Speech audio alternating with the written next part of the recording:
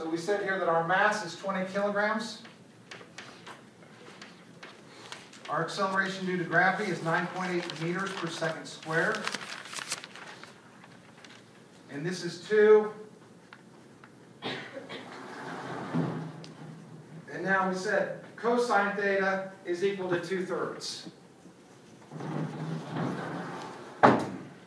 So for cosine theta, I can just fill in 2/3. Or if y'all don't like that, you can go ahead and put in cosine of 48 degrees, and it'll give you the exact same answer, but it's just a shortcut.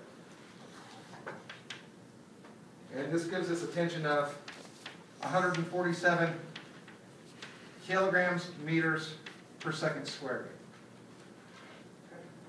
What's my SI unit for force? Newtons. Newtons, right.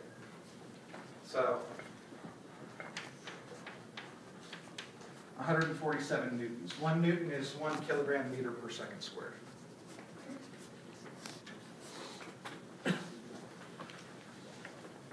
Okay, yes, please.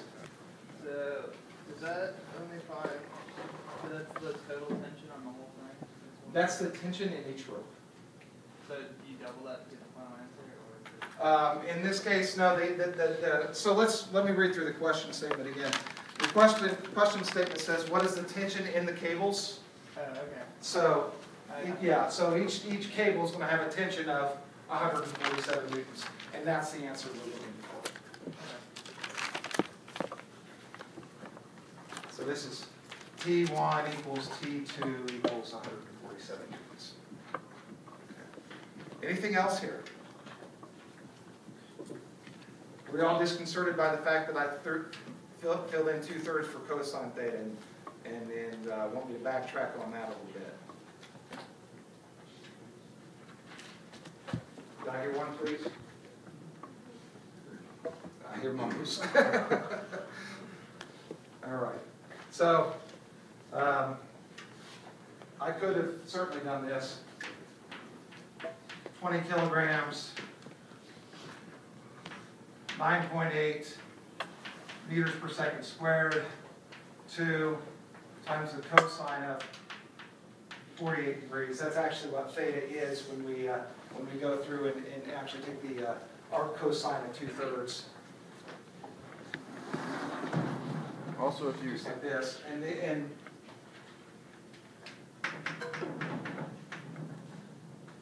that'll give us our correct answer.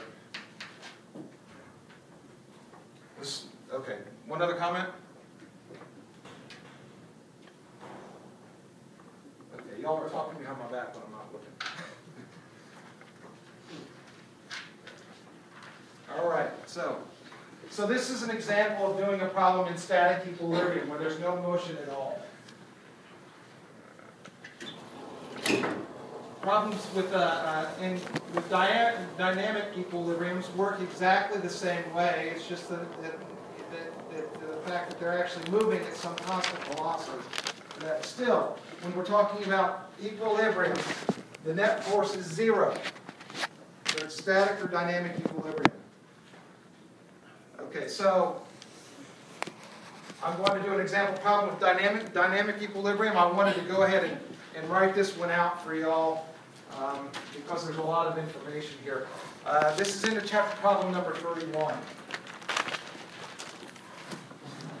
In 31, it says we've got a 500 kilogram piano that's being lowered by a cable. We've got 2 people on either side of the piano that are pulling at it with ropes at some angle. And their purpose is to keep the whole thing steady. They want it to move at a constant rate. They want it to move at a constant velocity, basically. They don't want any acceleration at all on the piano. They don't want to wreck it. So the problem statement gives some specifics. It says Bob's rope pulls to the left 15 degrees below the horizontal with 500 newtons of tension. Ellen's rope pulls toward the right 25 degrees below horizontal. And then it asks the questions, well, what tension does Ellen have to supply on her rope? And also, what is the tension in our main cable that's lowering this piano down? I'll leave this up here for just another minute or so.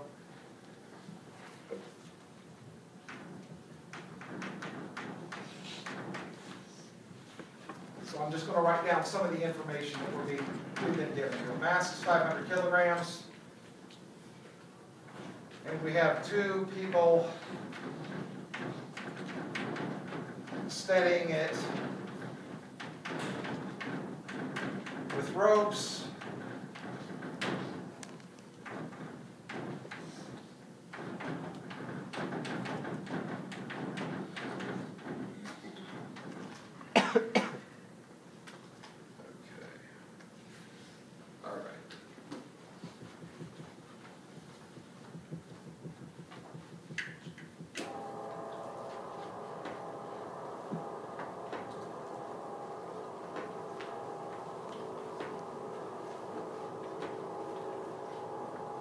So we've got this piano being lowered down.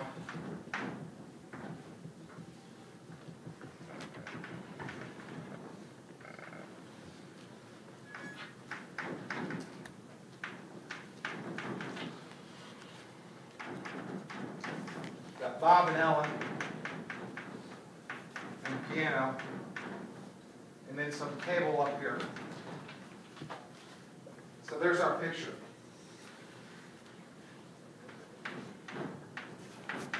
Go ahead and throw in our coordinate system, X and Y. Okay, and then of course we know that the next step after drawing this picture is what? Free body diagram. Free body diagram, yeah. So we represent our piano by a particle there. We look at the various points of contact on our piano. We see that we have 3. We've got the cable, we've got Bob's rope, and we've got Ellen's rope. So our cable is going to be pulling upwards with some force to counteract gravity. We've got Ellen over here. We've got Bob over here.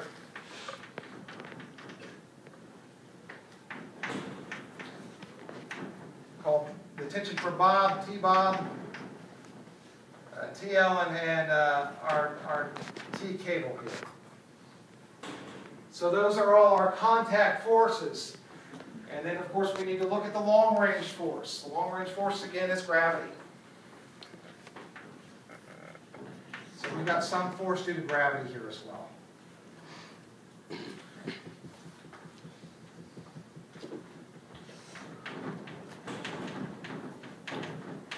And we can write out the principles that we're going to be using to solve this problem.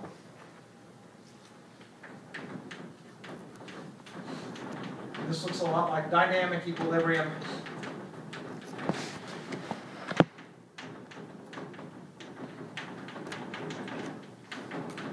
Newton's first law and our principle of superposition. Our principle of superposition just states that our vectors, our force vectors here, can be added together.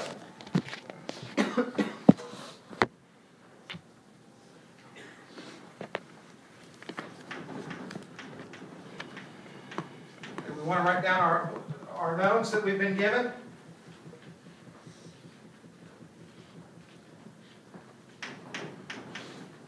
In this case, Bob's supplying 500 newtons of tension. And our mass of our piano is 500 kilograms.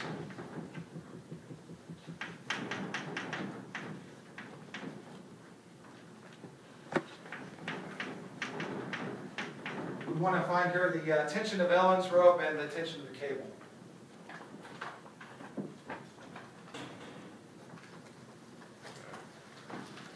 So I've kind of got my whole problem set up here.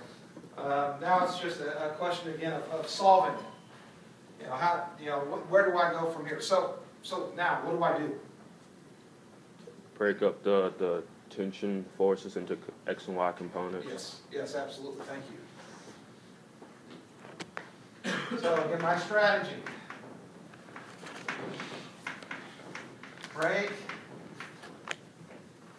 Basically break into X and Y components.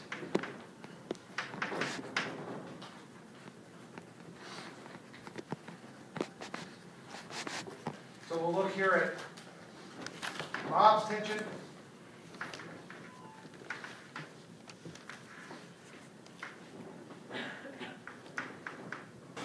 TBX and TBY. And we're given that this angle right here is 15 degrees. And I guess for the sake of completeness, I should have put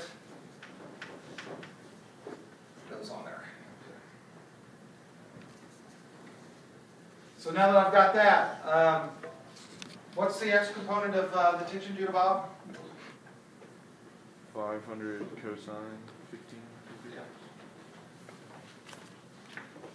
So TBX equals TB times the cosine of 15 degrees. And then, of course, because we know we use cosine for the x component, that our y component must be the sine of 15 degrees here.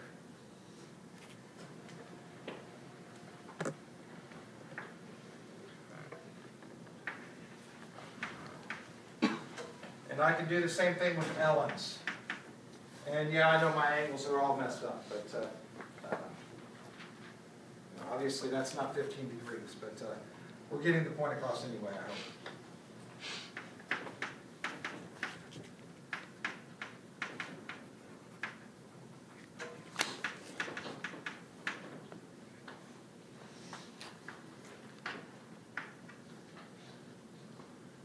So now that I've got my diagram there drawn out of my tension due to Ellen, or the tension of Ellen's rope, what's the x component of that tension?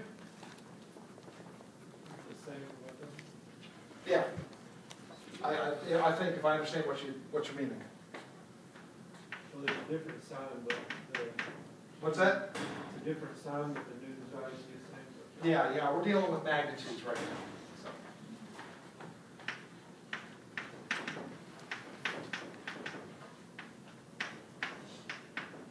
So this is cosine of 25 degrees, and my y component is sine of 25 degrees.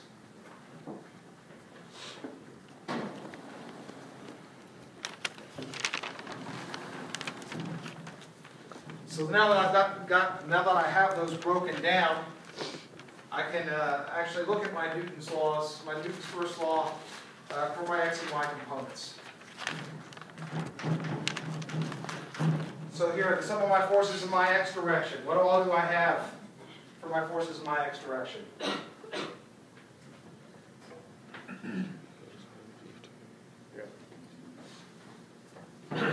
TB cosine of 15 and TE cosine of 25. Yeah. So my TEX and my TBX, yeah. This is TBX plus TEX. And we're dealing with equilibrium, so this is equal to 0. So here my TBX, I see that, well, it's pointed to the left, and it's got magnitude of TB times cosine of 15 degrees. So I need to put a negative sign in front here. Negative TB cosine 15 degrees. Now my TEX here is pointed to the right, so a positive sign in front of this one. So this is plus TE cosine 25 degrees equals 0. Now, what was I interested in finding in the first place now that I've written all this out? Yeah, okay. It's easy to lose track, so much going on here. So let's solve this for TE. TE cosine 25 degrees equals TB cosine 15 degrees. Or my tension in Ellen's rope is just TB cosine 15 degrees over cosine of 25 degrees.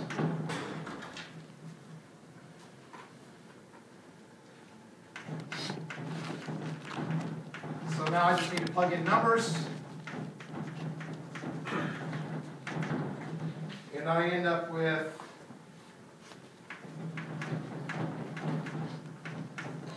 .533 newtons.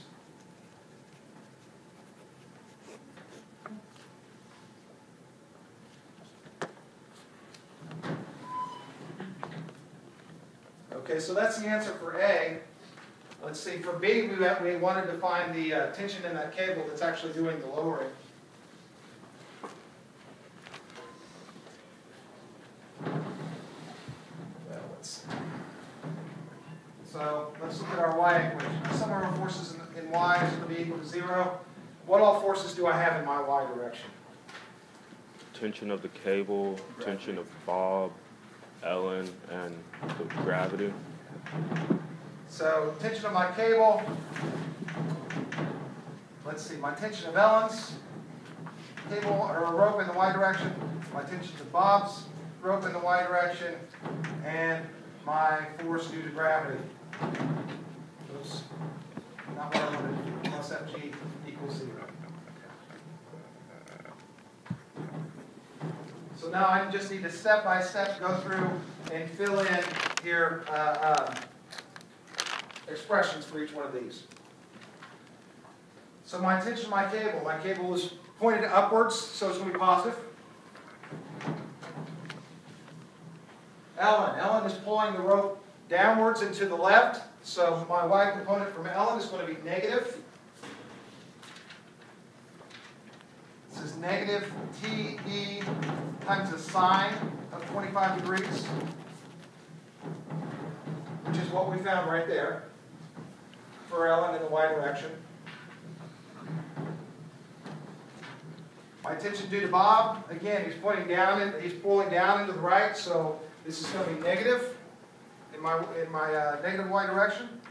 So this is TB sine of 15 degrees, which is just what we found when we analyzed our forces. Broke the tension of Bob down into components. And then my force due to gravity, of course, is going to be negative, pointed in the downwards direction, negative mg. Just need to solve for the tension in the cable here. So move everything over to the right-hand side.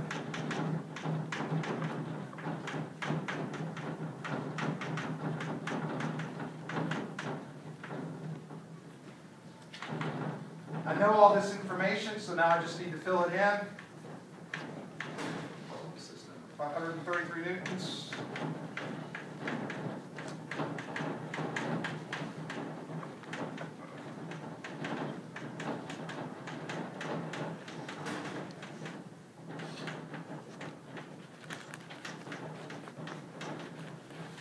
Let's see, when I do the math there,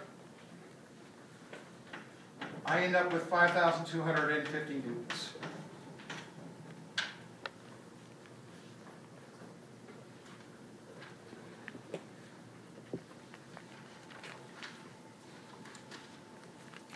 So I've answered now both parts A and part B. So I've done my analysis. The problem's complete. Yeah, please. Any reason the mg went from minus mg to plus mg? Yeah. Yeah. So I've got this equals 0. So now I'm just solving. This is my item I'm interested in. So yeah. So I'm just put this on one side, everything else on the other side. Yeah. Yeah. You know that. It just yeah. So other questions here?